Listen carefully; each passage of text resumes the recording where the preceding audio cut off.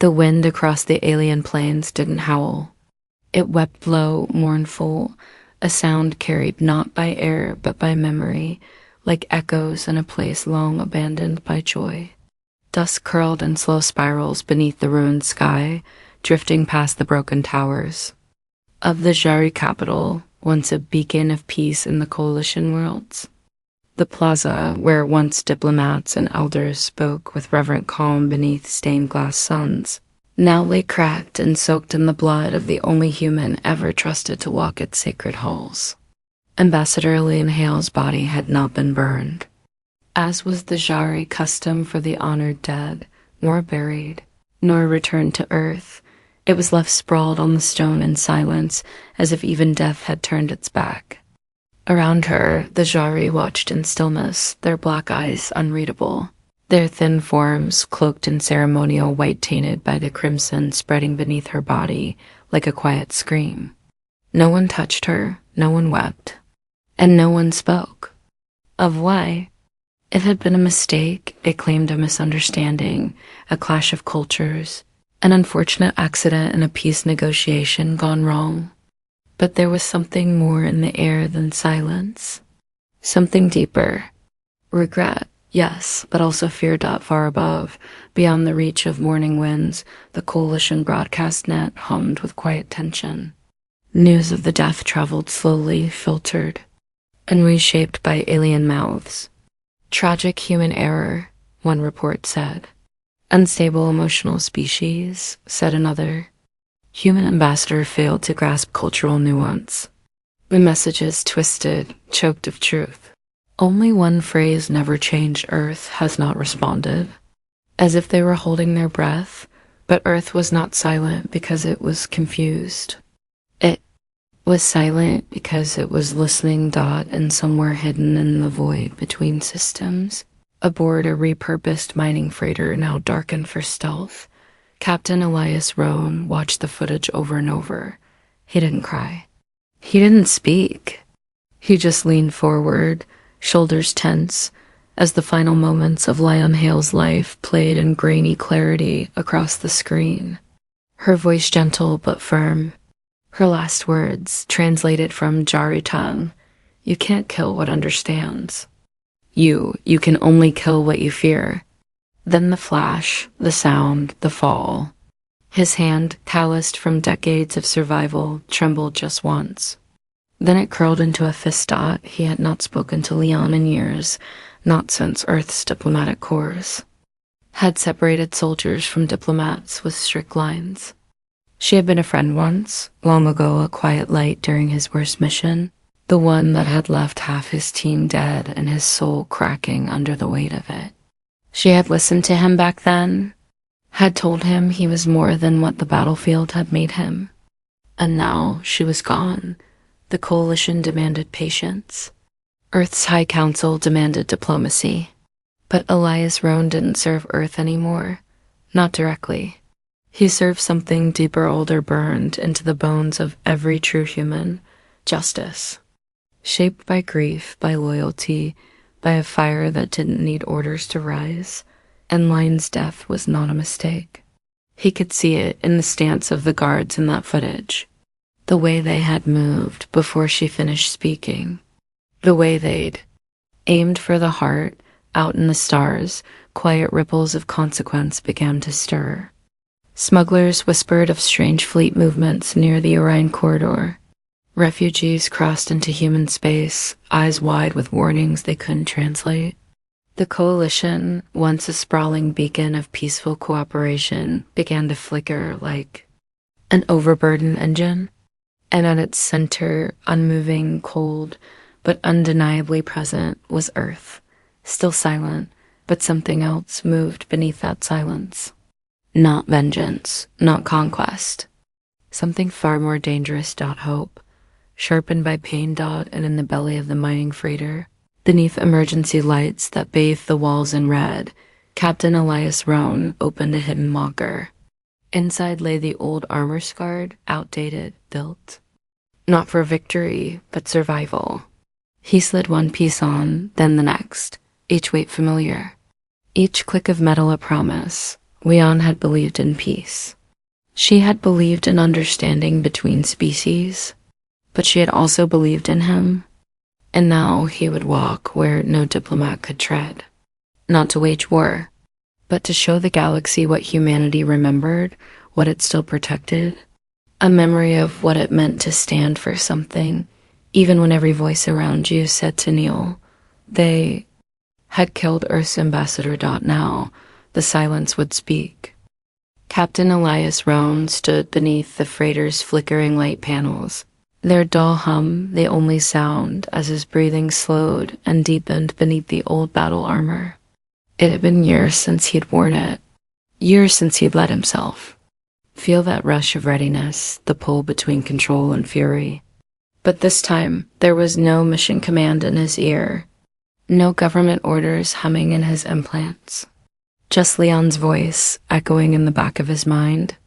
She had always believed in the soft answers, the steady path, the bridge instead of the blade.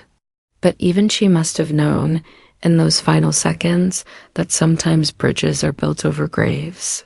And now Roan was standing at the edge of one. His ship, the Stalwart Ash, was no war vessel. She had been retrofitted from a decommissioned, deep-core mining rig, her bulk designed to chew through asteroid belts, not enemy hulls.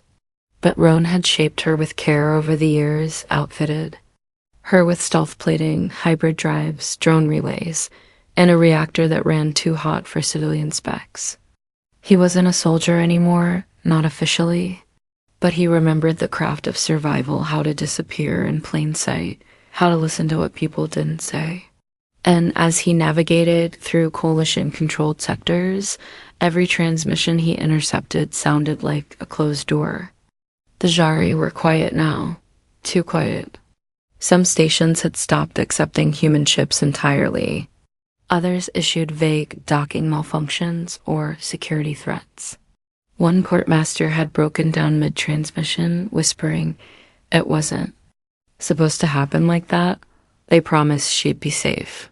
Roan didn't push for more. He'd heard enough. Then, halfway to the neutral world's corridor, something unexpected happened. An emergency signal broke into his comms, fragmented, riddled with distortions, but unmistakably Jari in origin. It repeated one phrase again and again in a childlike voice. He remembers the quiet flame. He walks with no flag. "Please answer, please." At first, Roan ignored it. A trap, maybe. Some coalition trick to test whether Earth had sent someone.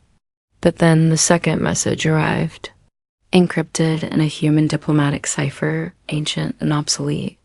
Leon's personal code. He rerouted the ship's systems, traced the signal, and found a small moon station abandoned in the official registries, but showing faint power. It shouldn't have been possible. Only she had that encryption. And she was gone. Still, the pull in his gut didn't come from logic. It came from instinct, the same instinct that had kept him alive on war-ravaged moons and in peace talks that turned bloody. Something about that signal. It didn't lie. He landed without external lights, his boots crunching against frost-dusted steel as he stepped into the frozen corridor. The place was ancient, an old coalition relay node from the early war eras, long since deemed obsolete. Power flickered dimly through backup batteries, casting eerie shadows on the curved walls. And there, huddled against a console, was something Roan didn't expect. A Zari child, thin-limbed, trembling, too young to speak fluently in human tongue. Its large black eyes blinked with an odd combination of terror and wonder as it looked up at him. The human armor must have looked like a nightmare in the flickering dark tall. Armored, face obscured by the matte black helmet. The child flinched, shielding its head with two delicate hands. Roan stood frozen. The old version of him, the soldier, might have considered every possible threat.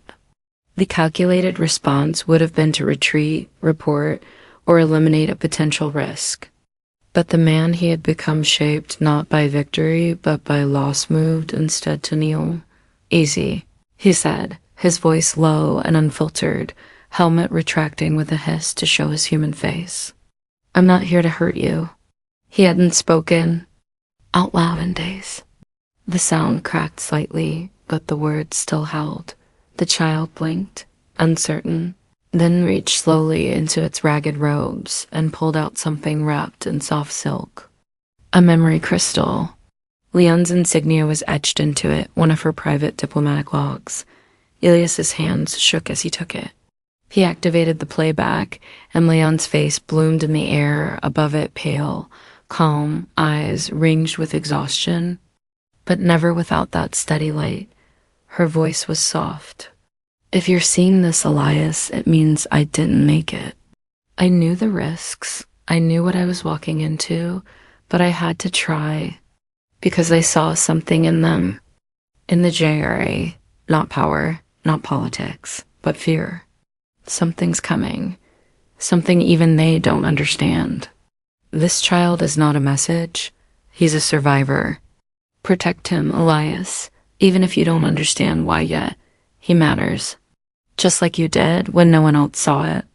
The message ended. The light died out, and in that moment, something changed in Roan. Not rage, not vengeance. Something quieter, heavier. A duty not to fight back, but to carry forward. The child, still watching, slowly reached out and touched his armored chest. Where the insignia of Earth was etched like a scar, Elias closed his eyes. He came to answer a killing. But now, somehow, he had found a life to protect. They stayed in the frozen silence of the moon station for 3 days, huddled beneath the broken ribs of an ancient structure that hadn't seen warmth in generations. Elias Roan had faced plasma storms and orbital bombardments, fought through. Swamps so thick they swallowed light, but nothing had prepared him for the quiet resilience of the child who wouldn't speak. The Jar boy, he named him Soul, after the old Terran word for sun, never cried, never asked for food. Though Elias knew he hadn't eaten in days. He just watched, those black mirror eyes always scanning, always listening, as if measuring every twitch in Roan's face to decide if this strange armored human could be trusted. And for the first time in years, Elias found himself wanting to be seen clearly, not as a weapon, not as a relic, but as a person. Leon's message had haunted him, not for what she'd said, but for how certain she had been. She had known. Even in her last moments, she had seen something worth saving. Didn't speak much either. At first, the silence between them was a wall thick and heavy, but slowly it softened. Roan shared a ration bar, careful to take the smaller half. Soul watched this act as if it were a puzzle, then mimicked the gesture. Roan offered him warmth and emergency thermal blanket, a corner near the ship's reactor vent, and Soul touched it like it was sacred. The boy never asked questions, but his eyes were full of them. On the second night, Roan sat with his back to the cold wall, his armor set beside him like a shed skin. The stars beyond the cracked viewport glimmered like forgotten stories. He found himself talking, not to the boy, but into the airsoft, low, like someone remembering an old song. "I knew her a long time ago. Leon. She wasn't just a name on a mission list. She ...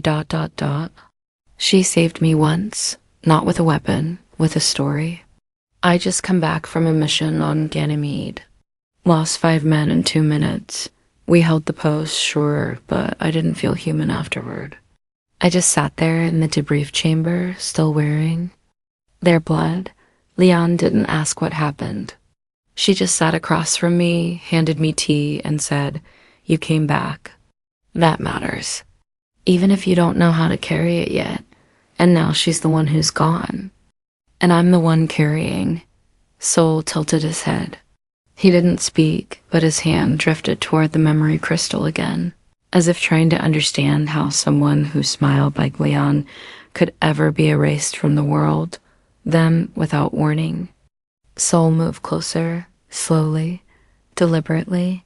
He reached into the folds of his worn robe and pulled out a shard of something blackened and twisted metal, half melted. Roan took it carefully, eyebrows furrowed. It was part of a ceremonial crest, Jara Royal Guard. The boy had been there. You saw it happen, Roan whispered. Saul's chin dipped. A nod, small but certain dot, and then, in a voice dry and uncertain, trembling with unfamiliar syllables, he said in broken English, "She held my hand before, told me, be brave, be fire that waits." The words were crooked, bent by his alien throat, but they struck Roan like a fist to the ribs. "She told you that?" He asked. Soul nodded again, his eyes glistening with something neither of them knew how to name. Roan leaned back, breath heavy. He had come to uncover the truth, maybe even to answer a killing with something colder. But now, he was carrying a child who had watched peace bleed out in front of him. A child chosen by Leon not for his politics or his heritage, but for something more, maybe innocence, maybe promise. Maybe just a reminder that saving even one life mattered in a galaxy full of reasons not to try. On the third morning, Soul drew something in the frost-curved lines, looping like wind paths across sand. Jari script, old style. Roan recognized. A few words, pieced together from his old training. Shadow beneath the stars. Fire and stillness. The ones who wait, not just poetry. A warning. Who waits? Roan asked. Saul's fingers paused. Then he pointed upward into space. Something worse than Leon's death. Something larger. And suddenly, Elias Roan understood. Leon hadn't. Just been trying to protect a species. She was trying to shield the truth behind her death. Someone or something had wanted her silenced, and this child had seen more than just a killing. He had seen the lie behind it. Elias wrapped his fingers around the melted crest and looked down at the boy beside him. Not cargo, not burden, a witness. Maybe the last one. You stay with me, he said. No matter what happens, you stay. Soul didn't answer with words. He simply took Elias's hand and didn't let go. The stars above the neutral corridor had grown restless, flaring with the quiet aggression of ships that didn't show up on coalition records. Elias Roan had seen patrol formations before. These weren't that. They weren't Jari, either not entirely. The hull signatures were mismatched, scraped of any alliance colors, and the movement patterns were erratic, jittering with the confidence of something watching, something testing. It wasn't military precision, it was hunger. He kept the stalwart, ash on a silent glide, drifting between asteroid shadows and dead satellites, all while Soul sat beside him, watching the displays with quiet intensity. They had left the frozen moon 2 days ago, chasing fragments of the memory crystal's encryption signature. Lion had embedded hidden coordinates in the file-deep code only a former soldier could have cracked. It led them to the edge of coalition space, where old relay stations hadn't pinged in years and automated warning buoys stuttered half-dead signals into the dark dot. It was there, buried inside the remains of a forgotten listening post, that the truth began to reveal itself. The station's external hull was blistered and black, but the interior held something far worse than damage. The place reeked of abandonment, but not the kind left by time. The kind left in a hurry. Terminals were still warm. Doors jammed mid-close. A coffee cup floated gently in 0G, spinning as if the hand that held it had been erased. Roan secured. Soul in a pressurized compartment and stepped deeper into the heart of the station with his weapon drawn. But what he found wasn't resistance. It was silence. And then data. One console shielded behind emergency power and static shielding still pulsed faintly with life. Roan bypassed the safeguards, fingers quick from decades of hacking dead tech. And suddenly, Leon's face appeared again, not a message this time, but a file header. Operation Glassfire classified intercoalition inquiry. Under her, name were 2 more, one Jari, one Galvani, and all 3 were marked terminated. He opened the file. His breath froze. It wasn't about peace negotiations. It wasn't about a cultural misunderstanding. It was about a weapon, a biosynthetic waveform signal, one originally developed as a diplomatic failsafe meant to calm aggression in first contact situations by manipulating neurochemical harmony. But something had gone wrong. The Jari had repurposed the prototype years ago, buried the project, and then quietly began testing it on unregistered colony worlds. The Grauvoni had found out. Leon had found out. And rather than bring it to light, the upper circle of the coalition had buried the evidence, along with the people brave, enough to expose it. It wasn't just about fear anymore. It was about control.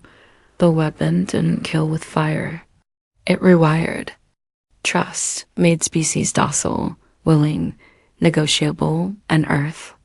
Earth had been marked for a live demonstration. Roan backed away from the console, pulse slamming in his chest. Lian hadn't died because she failed to understand the genre. She died because she refused to be silent. She tried to protect the one witness who mattered. Soul. And now they were both targets. From behind him, the softest sound broke the stillness. A whisper of cloth. A breath. Soul stood in the doorway, eyes wide, looking at the screen. He didn't understand all of it, but he recognized enough. The Jari crest. The file header. His people were involved, not all, maybe not even most, but the ones in power, and they had used him. Used his presence as a child, a symbol of peace, to bait Lian into lowering her guard. No, Roan said, crossing to him. This wasn't you. Don't you carry that? This was them. They built the lie. You just survived it. But Soul didn't cry. He didn't even look away.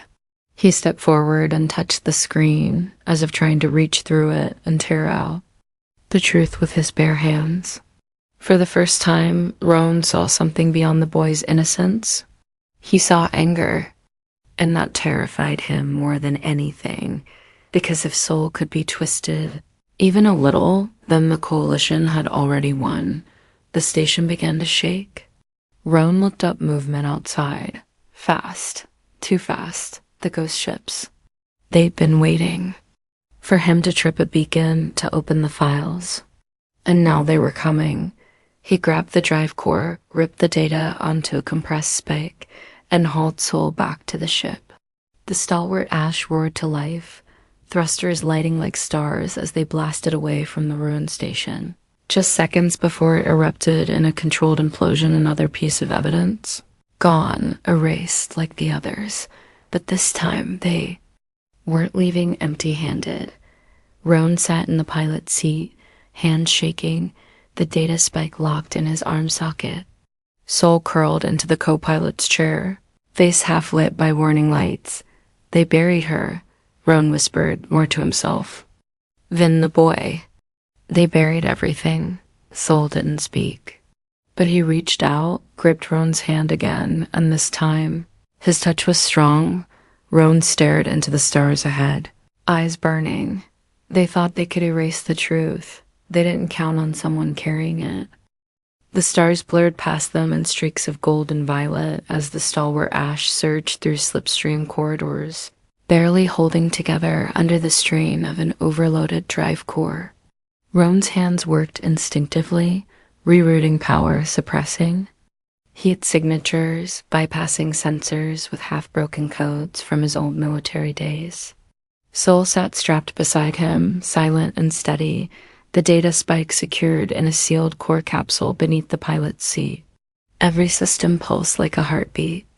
They had become prey, hunted not by a fleet, but by silence cold and absolute. It wasn't just the Jari anymore. Coalition ships were closing ranks across border space. Civilian channels were locked. Earth's transmissions were being scrambled. Some unseen hand was pulling threads, tightening them around Roan, and the boy like a noose made of light and lies. The worst part wasn't the chase. It was the messages. They came in waves. First soft, diplomatic, then increasingly desperate. and finally chillingly calm. Captain Roan, you are in possession of classified coalition property. You are harboring a biothreat of unknown origin. Surrender the entity and you will be guaranteed safe passage. Entity, not child. Not survivor, entity. It told Roan everything he needed to know. He shut off the comms. He couldn't take it. Couldn't listen to another lie shaped like Mercy. They docked in a hidden asteroid hangar, one of Roan's old smuggler contacts, but even the shadow worlds had changed. The contact Talus, a half-blind ex-captain from the Bolt Wars, looked at the data spike like it was a bomb. You brought that here? He whispered. You should have jettisoned it into a star, Elias. Do you know what they're saying? They're spinning it already, claiming you've been radicalized, that you've kidnapped the ambassador's assassin, that you're threatening to destabilize the entire coalition. They already destabilized it, Roan snapped. They just forgot we were watching. Talus offered fuel and silence, but nothing else. Everyone was running now, even the smugglers. Even the ghosts thought as they refueled. Soul wandered the hangar. It was the first time Roan saw him walk without fear. He moved with purpose, observing, cataloging. The child's silence had become something more, a quiet wisdom sharpened by grief. When he returned, he held a small metal badge, the Earth ambassadorial crest. He must have found it in a scrap bin, forgotten, discarded. He held it out to Roan, like an offering. You still go? Soul asked softly. Roan took the badge, thumb tracing its curves. He didn't answer right away. He hadn't slept in 3 days. His muscles burned. Every breath tasted like metal. He had the truth. Yes, but where would he take it? Earth was barricaded behind its own bureaucracy. Coalition space was locked down. If he tried to push through official channels, the file would vanish, and they'd vanish with it. He could run, hide in the black, live the rest of his days on the edge of uncharted space with only guilt and stars for company. Maybe Soul could grow up in peace, maybe, but peace built on silence was no peace at all. He looked at the child so young, but no longer fragile. And Roan knew. The decision had already been made. He wouldn't hide. He wouldn't run. He'd deliver the truth.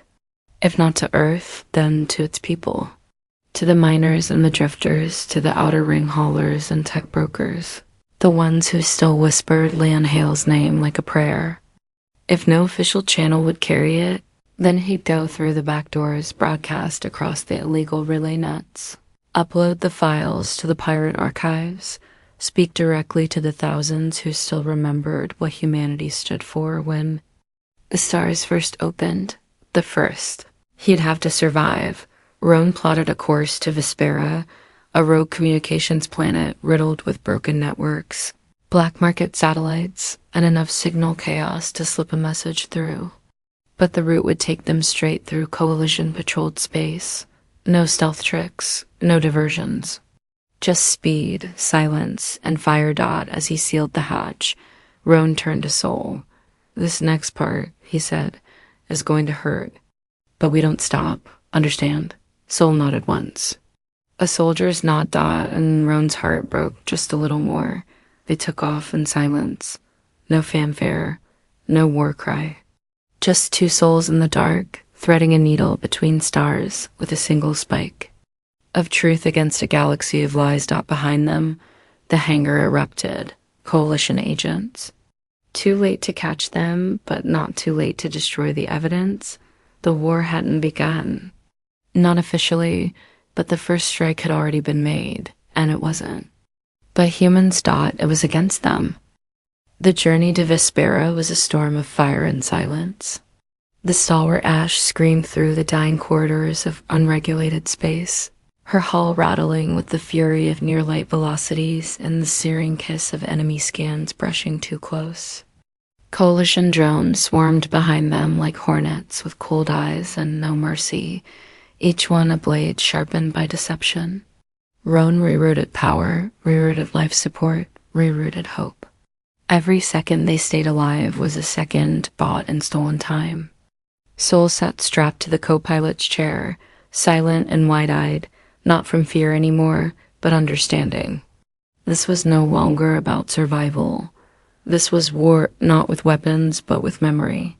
And Roan was not here to win.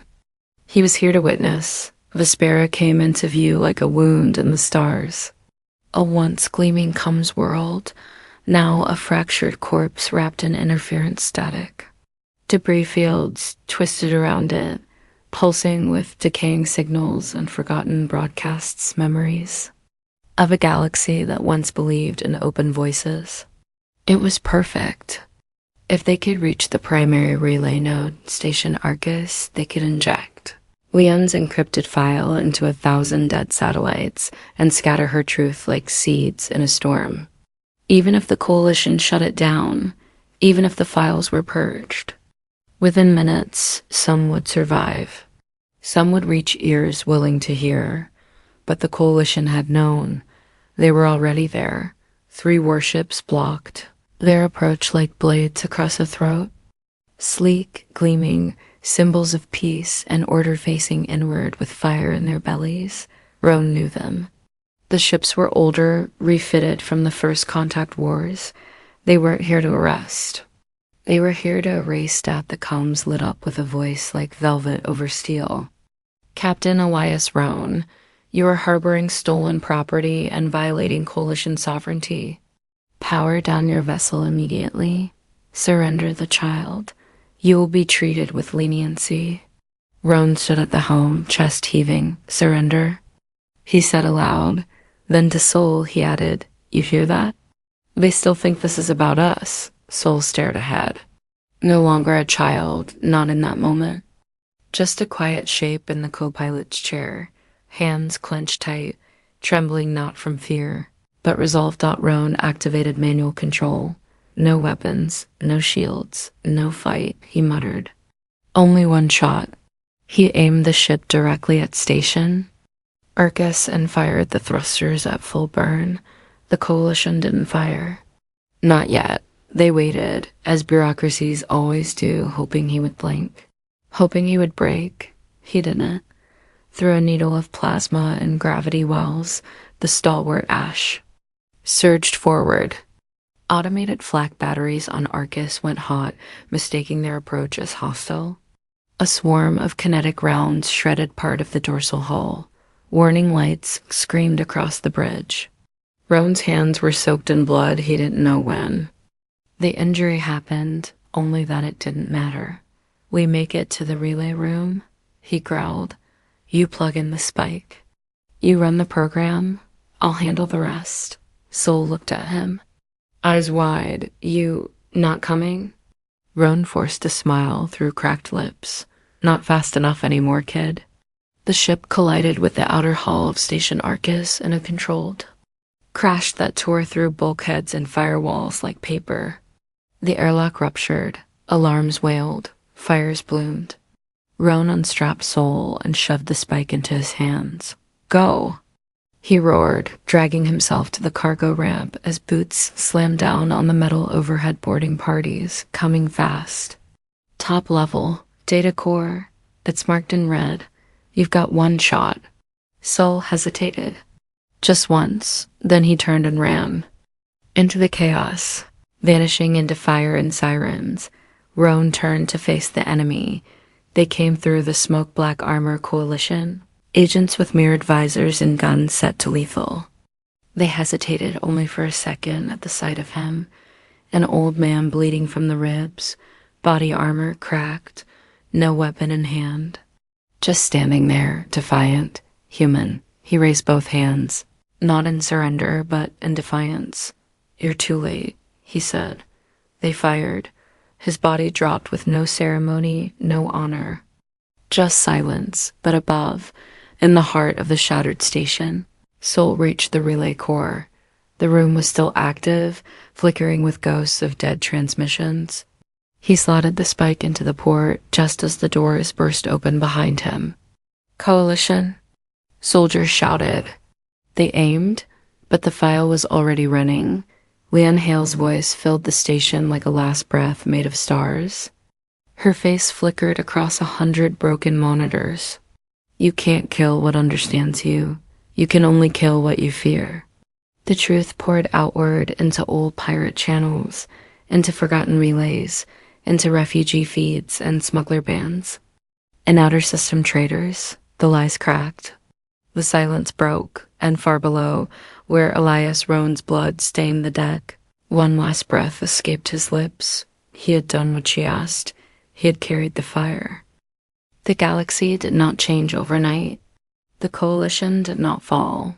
The warships did not retreat. The officials who buried the truth did not suddenly confess. But something far more dangerous than rebellion began to spread doubt. It moved slowly, at first like a crack in reinforced glass. On mining moons and orbital slums, people who once trusted the official broadcasts heard a familiar voice whispering through old terminals.